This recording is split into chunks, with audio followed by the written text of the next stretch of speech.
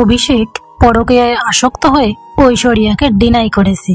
এই নিউজে আমিও অবাক হইনি জানেন, কারণ ইতিহাস সাক্ষী এমন অনেক সেলিব্রিটির সংসার নষ্ট হয়েছে যাদের পার্টনারের পরকীয়ার কারণে। এটা আমরা কম বেশি সবাই জানি।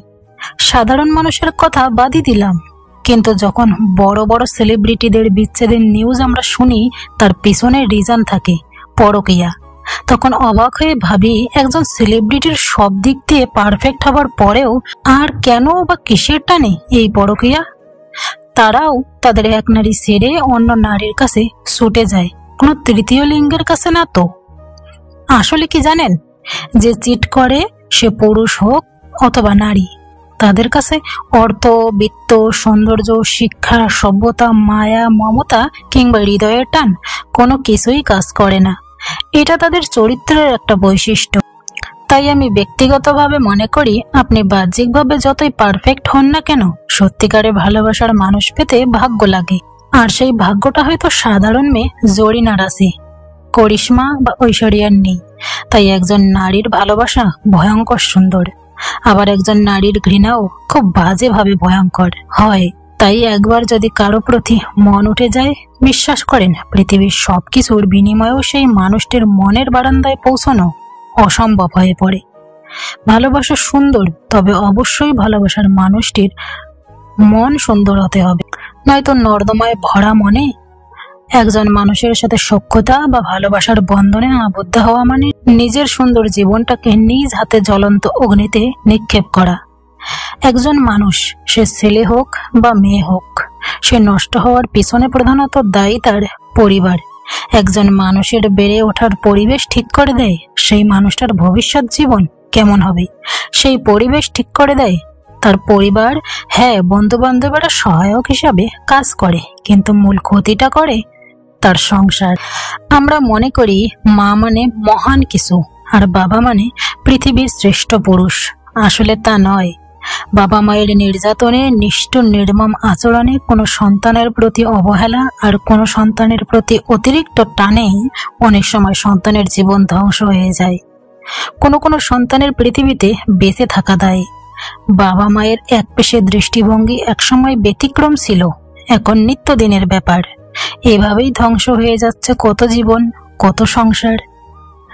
অনেকেরই হয়তো আমার সাথে দ্বিমত থাকবে।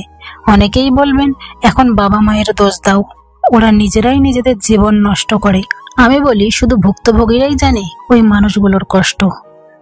কেয়ার জিনিসটা শুধু মেয়েরাই দিতে পারে। আপনি যখন অসুস্থ থাকবেন, তখন আপনি ঠিকই ঘুমিয়ে যাবেন, কিন্তু সারা রাত জেগে আপনার মাথায় হাত বুলিয়ে দেবে।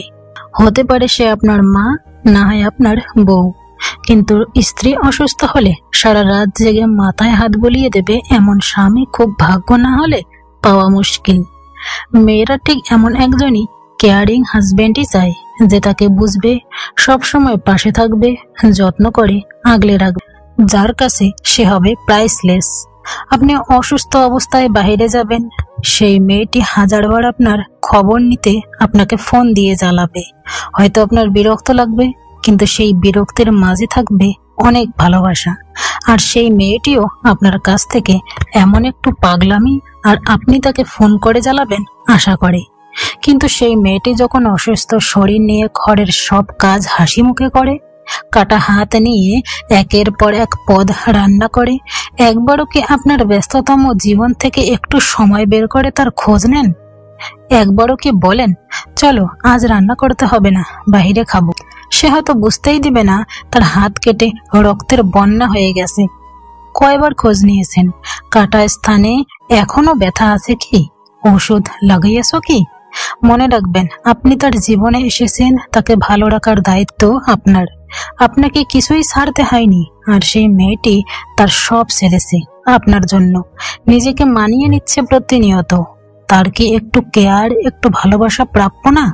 একটু কি কাজের ফাঁকে পাগলিটার খোঁজ নেওয়া যায় না? একটু কি বলা যায় না, ইস হাতের ব্যথাটা কি এখনো আছে, একটু রেস্ট নাও? একটু সময় বের করে কি হঠাৎ একদিন একটু আগে বাসায় আসা যায় না পাগলিটার জন্য? একটু ফোন করে বলা যায় না, পাগলি মিস ইউ? খুব সময় লাগবে কি? দুজনে হাতে হাত রেখে কি পাশাপাশি হাঁটা যায় না? ভালোবাসা কি সময়ের সাথে বদলে যায়? প্রথম প্রথম যার অনেক কেয়ার করতেন, আজ সে কি মূল্যহীন?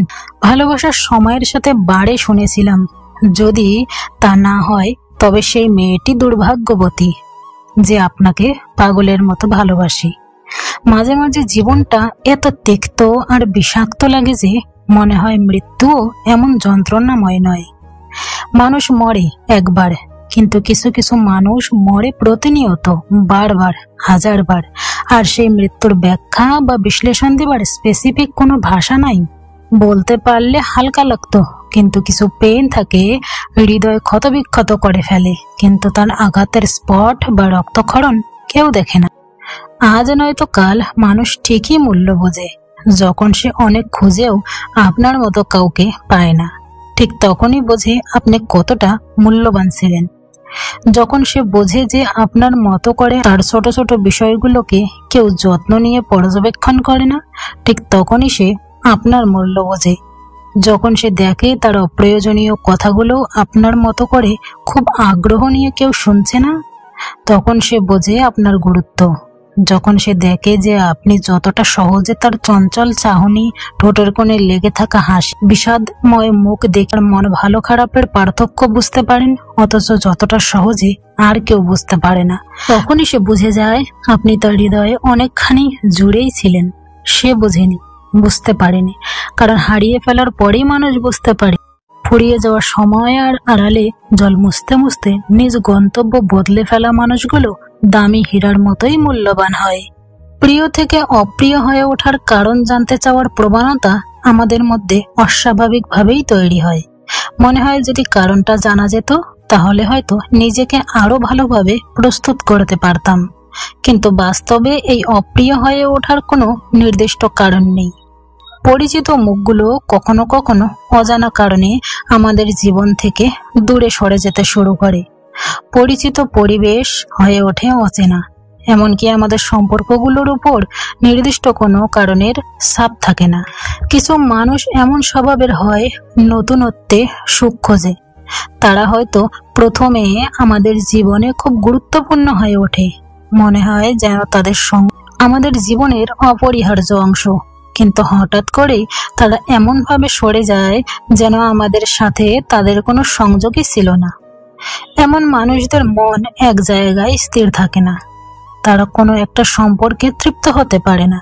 সে কারণেই তারা বারবার নতুন মানুষের খোঁজে থাকে। কারো জীবনে এসে আবার চলে যাওয়া যাদের বৈশিষ্ট্য, এদের ভালো লাগাগুলোও ক্ষণস্থায়ী। হয়তো আজকে তারা আপনার প্রতি আগ্রহী, কিন্তু কালকে এই আগ্রহ অন্য কারো দিকে সরে যাবে। এক সময় অনুভব হবে যে এদের নিয়ে ভাবা, তাদের চলে যাওয়ার কারণ খোঁজা, কিংবা তাদের জন্য কষ্ট পাওয়া শুধুই নিজের সময় আর অনুভূতির অপচয়। আমাদের জীবনকে শান্ত ও সমৃদ্ধ রাখতে চাইলে এই ধরনের পরিবর্তনগুলোকে সহজভাবে মেনে নেওয়াই শ্রেয়। কিছু মানুষ আসে আবার চলে যায়, এটাই হয়তো তাদের জীবনের নিয়ম। কত শত প্রিয়জন ছিল, কত মানুষ ছিল জীবনে, এক এক করে সবাই হারিয়ে গেল। আচ্ছা, এরা কোথায় চলে যায়? কত মানুষ স্মৃতিতেও মুছে গেছে, মস্তিষ্কের আর্কাইভেও তাদের পাওয়া যায় না। কত প্রমিস ছিল, কত ভুল বোঝা ছিল, সেগুলো মেটানো হয় না। পকেটের দৈন্যতায় কত নিখাত বন্ধুত্ব হারিয়ে গেছে। কত স্বার্থপর ট্যাগ জুটেছে জীবনে পকেটের শূন্যতায়, কিন্তু তাকে বলা হয়নি আজও নিয়ম করে। রোজ মনে পড়ে তার কথা। একদিন দেখা হোক সবার সাথে, সবার পকেট ভর্তি সুখ আর সীমাহীন অভিযোগ নিয়ে। সব ইগো ভুলে সবাই সবার প্রিয় মানুষগুলোকে জানিয়ে দিক নিজের প্রবল একাকিত্বের কথা।